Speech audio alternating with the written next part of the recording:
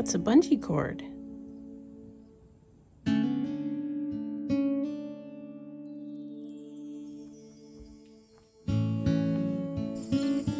Good morning and welcome back to the build. We need gravel on our driveway pretty badly. And as you know, we also need to finish the rocket mass heater. And for that, we need to bring in a load of clay. And for both of those projects, we need a trailer. As you may have noticed, we do regularly have access to a trailer, and that flatbed trailer belongs to a friend who recently had some repairs done to it. It's back in action, but before we can put gravel and clay on that trailer, it needs sides. And yesterday, Charles modified the trailer, so today he's gone to get the gravel. He's due back home any minute, so let's go meet up with him and get that gravel on the driveway before it gets too hot.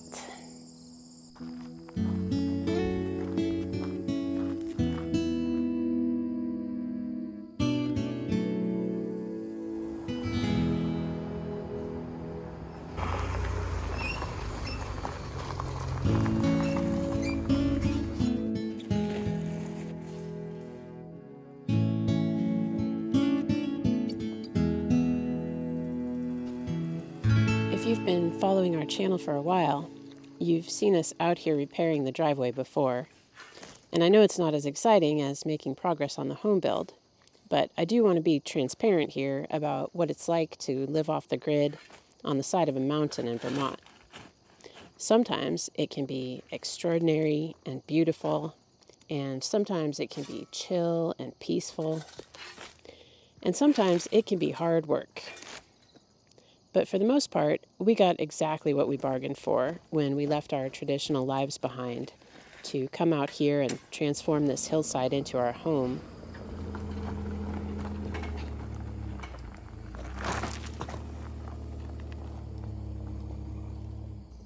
And on this particular day, after we used up as much gravel as that little trailer could haul, Charles made some progress on making our water system ready for the winter.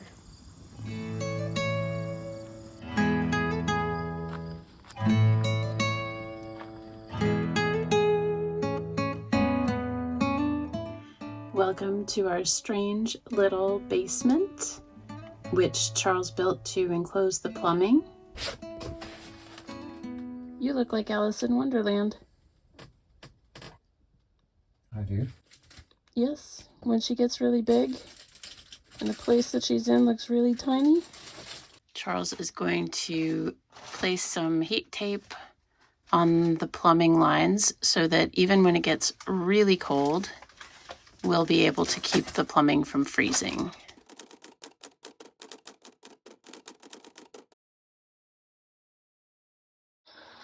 We'll be monitoring this closely with our app. Mm-hmm. I will not let it freeze.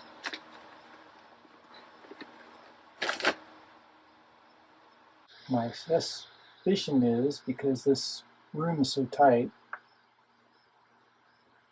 that when this heat tape comes on inside this tinted area, that the tape just being in here will warm this tinted area above freezing. Well, that would be nice. It's 50 feet, 8 watts per foot.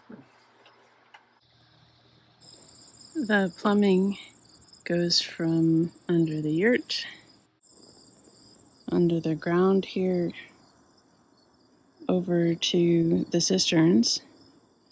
And when I left Charles, he was trying to figure out a way to run the remainder of the heat tape down the PVC pipe toward the cisterns. But it wasn't that easy to just shove it down there, so he dug up some extra PEX to thread the needle. It worked! Then he wrapped the heat tape with fiberglass insulation. And I should mention, in case you missed the episode where we tested our leak detection system, that those sensors also measure temperature. So we can track that on the app on our phones to make sure the space stays above freezing even on the coldest days. Good morning. We have an appointment tomorrow to pick up our load of clay and get back to work on the rocket mass heater. And in the meantime, Charles is trying to finish up the last few bits on the door of the rocket mass heater so he can get that in place and we can go ahead and mud around it. The door is going to have a glass piece so we can see the flames of the fire. So he needs to figure out how to attach the glass between two pieces of metal. And he's also fabricating a handle for the door. So let's go check on him and see how it's going. I need a shop. This is ridiculous trying to find a place to work.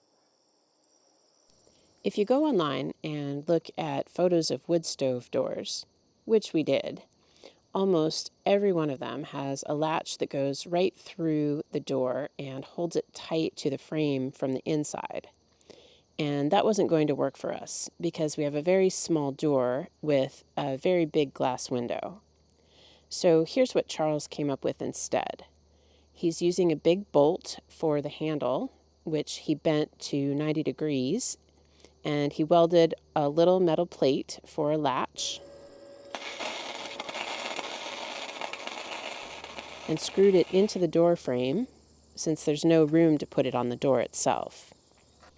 And finally, he has cut off the end of a wooden tool. So this is going to be the handle on the door. It was repurposed from an old shovel or some such tool.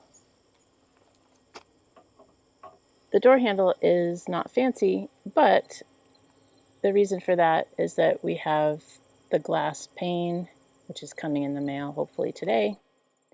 And it's more important to us to be able to see the flames of the fire than to have an aesthetically pleasing door handle.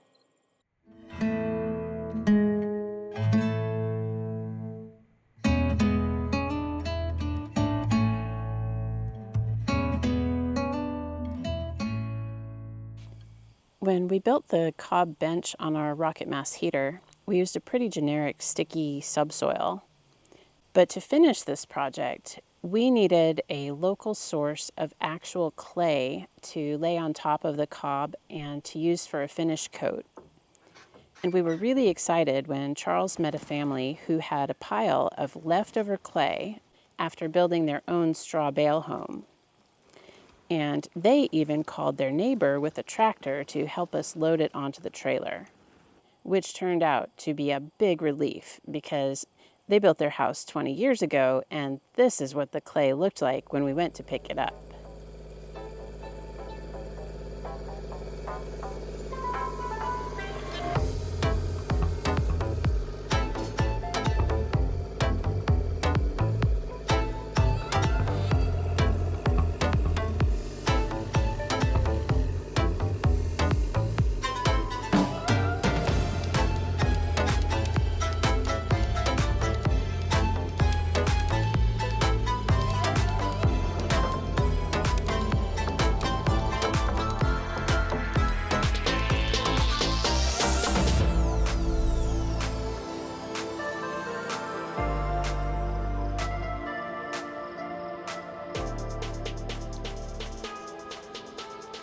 So now we've got our precious clay home, but before we can use it, Charles needs to install the stove door. The window frame is made of angle iron from an old bed frame, and it needs to be cut down to fit the glass. And Charles finally bought himself a new angle grinder, but today I caught him using the one with the broken switch.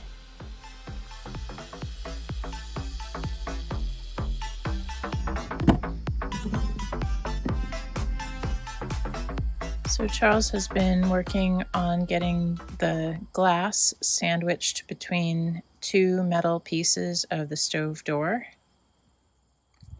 He has some fiberglass gasket that got glued in on the frame that will contain the glass and also on the door itself.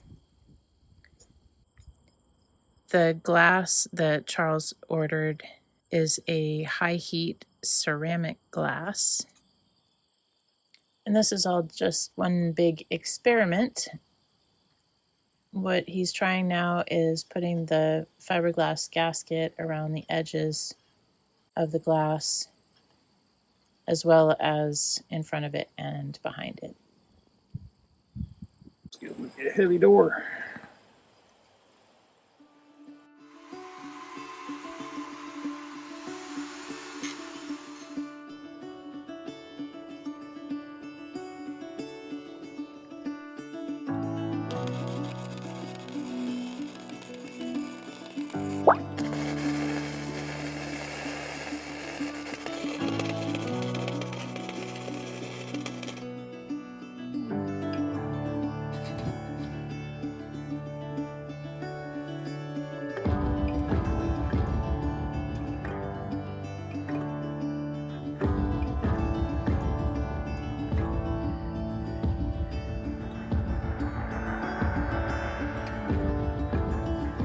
I came outside when I heard some hammering, and Charles had just finished joining a short piece of stovepipe to this steel barrel so it can hook up with the stovepipe that goes out to the chimney. We won't actually put the steel barrel in place until we have fresh mud right underneath it so we can seal it to the rim. Good morning. Today is the day. We are going to open up the pile of clay on the trailer and we're going to start mixing that to put the last few layers of mud on the rocket mass heater. Not the final finish coat, that will have to wait for another day, but we will hopefully get the shape of the bench completed. We're going to start where we can mud in the beautiful stove door that Charles just installed yesterday.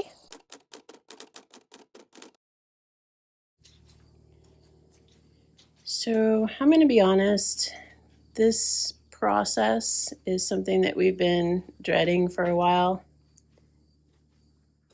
Neither one of us is completely comfortable working with this material. And Nancy's not here to give us some good energy. She loved the mud.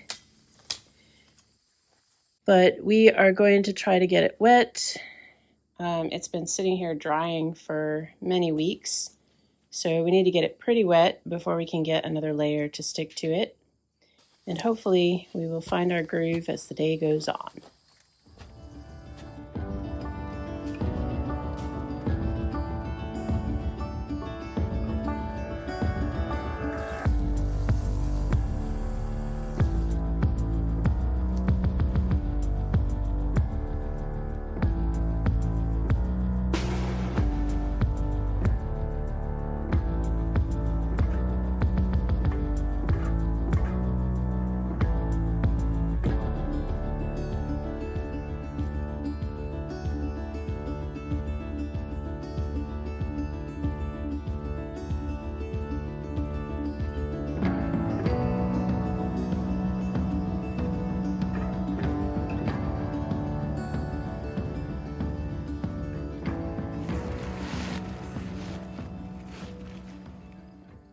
This is Jill from the future here, and I want to talk a little bit about the learning curve of working with this clay. Fortunately, we started working with it as soon as we ran out of the original soil, and we were still shaping the bench. So we can fine-tune our methods before we get to the finish coat layers that are supposed to look nice. You can see us here trying to beat the clay into submission after moving it to the ground. And that didn't really work very well for the wet pieces or the dry pieces, which were all pretty clumpy. Eventually, at the end of the day, after the camera was put away, we tried smashing the dry and medium dry bits through a metal screen with a hammer. And that took a while, but it did break it up into much smaller fragments. I'm sure you'll see some of that in the next video. But for now, I just wanted to mention that we learned the hard way. The extra work of sifting it first will make it a lot easier to mix later. And for that matter, please don't make the mistake of buying regular straw to save a few bucks like we did. the pre-chopped straw would have been totally worth paying double the price. Okay, now you can join us again in real time.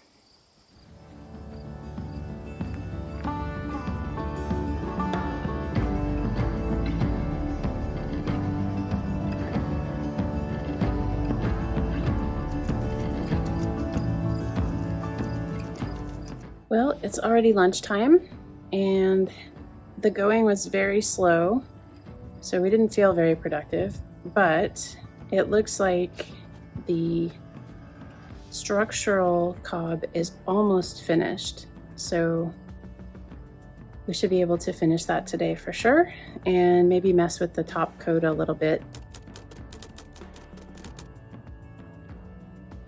We're back, and right here behind me is where we need at least one more bucket of structural cob.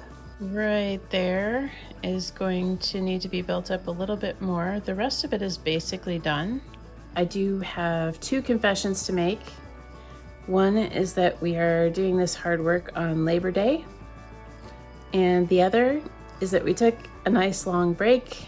We had lunch and a little nap and some ice cream. Now we're ready to go again. We're going to make one more bucket of the regular stuff, and we're going to start trying to mix up something a little bit more like the top coat. So now that we have the pure clay, we're mixing that 1 part pure clay to 2 parts fine sand, and then we're throwing some straw in there for the last bucket of structural.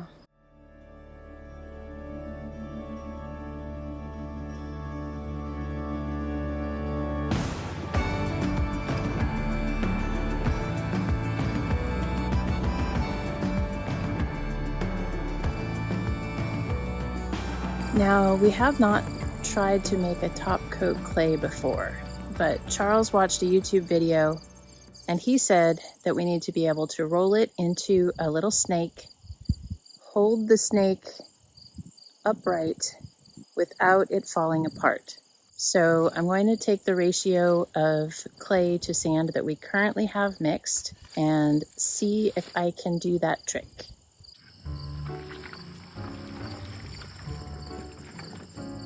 Not feeling great about this. I think the clumps of clay are just too clumpy. Not exactly sure how long or how skinny the snake is supposed to be either. I don't know.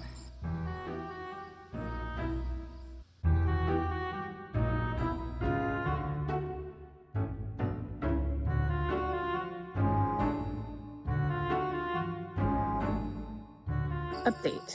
We have 2 problems. One is that there are roots and other things in the clay, which we're just gonna have to pull out the bigger ones, I guess. And then secondly, it's too lumpy.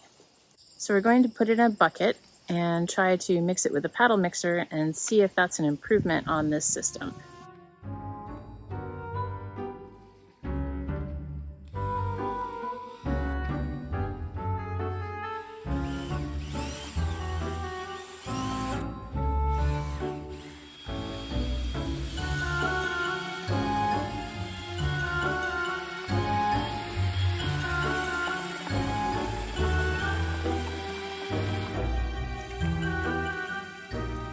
Hello, I'm back from the future again, just to point out that when we made this experimental batch of top coat, we didn't measure out the ratio of 2/3 sand to 1/3 clay.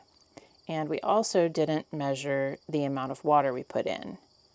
But we will try to do that in the future because we had some pretty bad cracking on our initial experiment after a few days. And if we ever do get the formula right, we'll need to be able to replicate it. And we will use the paddle mixer again, but first we will sift the clay to set the mixing up for success. Meanwhile, I'm not talking to you from so far in the future that we've got this thing figured out yet. It's definitely a work in progress, and we could probably use some encouragement. So if you have a story of learning something that didn't come easily, then we would love to hear about it in the comments.